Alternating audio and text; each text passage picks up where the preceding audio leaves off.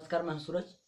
मेरे दोस्त, मैं आपको एक बहुत ही इंपॉर्टेंट फैक्ट बताता हूं, बहुत ध्यान सुनिएगा। पूरा कॉन्सेप्चुअल है। जैसे क्वेश्चन ये वाइवा में पूछते हैं, ह्यूमन बॉडी हमेशा हीट क्यों रहती है, हमेशा गर्म रहती है मेरे दोस्त।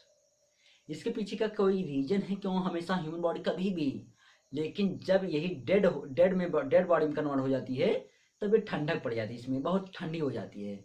लेकिन जन्म से लेकर आपकी मृत्यु के उस क्षण के पहले तक हमेशा गर्म रहती है, हमेशा गर्म रहती है। रीजन ध्यान सुनिएगा। जैसे मैं आपको एक बता दूं, हमारे अंदर हमेशा जीवन भर दो प्रोसेस चलती रहती है मेरे दोस्त। पहला होता है, जैसे ये होता है हमारा एक मेटाबॉलिक। नॉर्मली तो हम इसको मेटाबॉलिक कहते हैं, लेकिन आप जानते रहिए साइंस की भाषा में मेटाबॉलिक एक मेन टर्म है और इसके पुनः दो पार्ट मेरे दोस्त। जैसे फर्स्ट पार्ट इसका जो होता है वो कहलाता है हमारा एनाबॉलिक। क्या कहलाता है? एनाबॉलिक। और इसके अलावा जो सेकंड पार्ट है वो कहता है कैटाबॉलिक। क्या कहलाता है? कैटाबॉलिक। अगर आपको हिंदी में जानना है तो मैं लिख दे रहा हूँ। मेटाबॉलिक का हिंदी होता है मेरे दोस्त उपापचय। क्या होता है? उपापचय। और आप जान रहे हैं ये उपापचय है, और प्लस इसके अलावा मेटाबॉलिक जो है, इसका मतलब देखो, आप अगर इसको संधिविच्छेद करेंगे मेरे दोस्त तो दो टर्म आएगा। एक आएगा, इधर मैं आपको बताता हूँ, ध्यान सुनिएगा। एक आएगा उपचयन। क्या आएगा? उपचयन। और आपका एक आएगा अपचयन। अपचयन। अगर आप कभी संधि विच्छेद पढ़े होंगे तो देखिए, उप प्लस अप, यहाँ ना बड़ा आ का मात्रा लगा है ना, तो ये जब टूटेगा तो ये जाएगा अप के साथ एक बार, एक जाएगा उपचयन के साथ। तो हमारा ये उपापचय जो क्रिया है, तो उपचयन और अपचयन ये दो चीजें हैं। तो मेरे दोस्त इसी का हिंदी है उपचयन। क्या नाम है? उपचयन। और इसका हिंदी है अपचयन। क्या होना? अपचयन। ये आप जानते रहिएगा। तो ये साइंस में हो गया मेन है। इसके दो पार्ट है, एनाबॉलिक एंड कैटाबॉलिक। मेरे दोस्त जो एनाबॉलिक है, एनाबॉलिक ये हमारा सिंथेटिक प्रोसेस है। कैसा प्रोसेस है? सिंथेटिक प्रोसेस है। और जबकि हमारा ये जो है, ये हमारा दोस्त ब्रेकिंग प्रोसेस है। क्या प्रोसेस है? ब्रेकिंग प्रोसेस है। ये चीज को आप कभी नहीं भूलिएगा, मैं बोलते रहा हूं, आप नोट्स बना लीजिएगा। ये सिंथेटिक प्रोसेस जबकि ये ब्रेकिंग प्रोसेस है। इसी को आप कहते हैं साइंस में, इसी चीज को हम यहाँ पढ़ते हैं। जैसे एक प्रोसेस जो नहीं है हमारा फोटोसिंथेसिस। मेरे दोस्त फोटोसिंथेसिस एक बहुत अच्छा एग्जाम्पल है एनाबॉलिक का। और जबकि हमारा जो डाइजेशन है, सॉरी, रेस्पायरेशन। क्या मेरे दोस्त? रेस्पायरेशन एक बहुत अच्छा एग्जाम्पल है हमारे कैटाबोलिक का। तो रेस्पायरेशन, फोटोसिंथेसिस। आप सुनिएगा, इसमें क्या और डिटेल में समझिए। फोटोसिंथेसिस में क्या होता है? एक छोटा मालिक्यूल प्लस एक छोटा मालिक्यूल जो बनाता है मेरे दोस्त, बनाता है बड़ा मालिक्यूल। जबकि इधर क्या है? एक बड़ा मालिक्यूल बनाता है दो तीन छोटे मालिक्यूल। तो ये हमारा कहलाता है मेटाबॉलिक में एनाबॉलिक और कैटाबॉलिक। और मेरे दोस्त ये जो प्रोसेस हो रही है, हमेशा किसी में एनर्जी का फॉर्मेशन होगा, किसी में एनर्जी रिलीज होगी। तो किसी में एनर्जी स्टोर होगा, किसी में एनर्जी रिलीज होगी।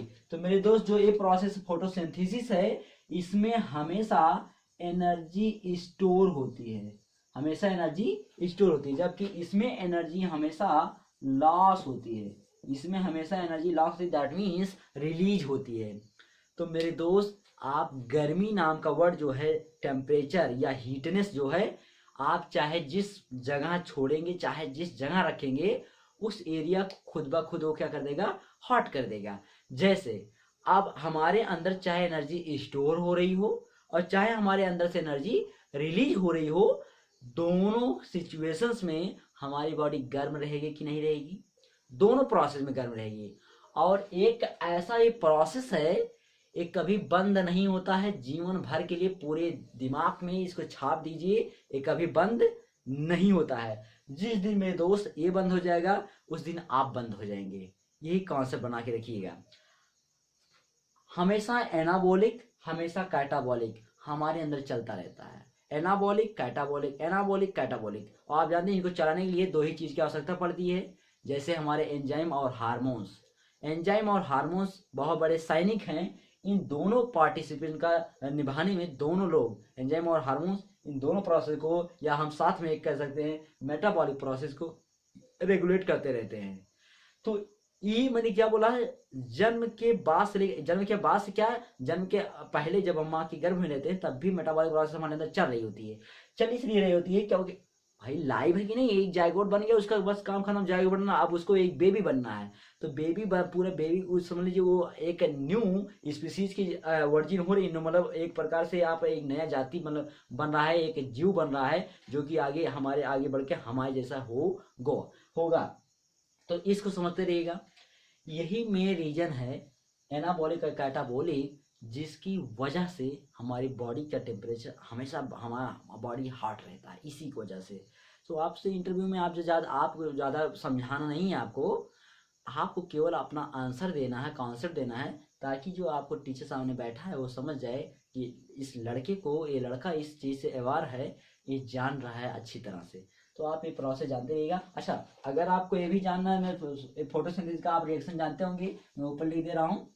जैसे जब आप जानते हैं 6CO2 मिलता है और प्लस 6H2O मिलता है, सॉरी 12H2O, तो मेरे दोस्त आपका एक बनता है, ऊपर से सनलाइट आती है जो कि एनर्जी स्टोरिंग वहां से लेके आती है, और नीचे आपका क्लोरोफिल रहता है।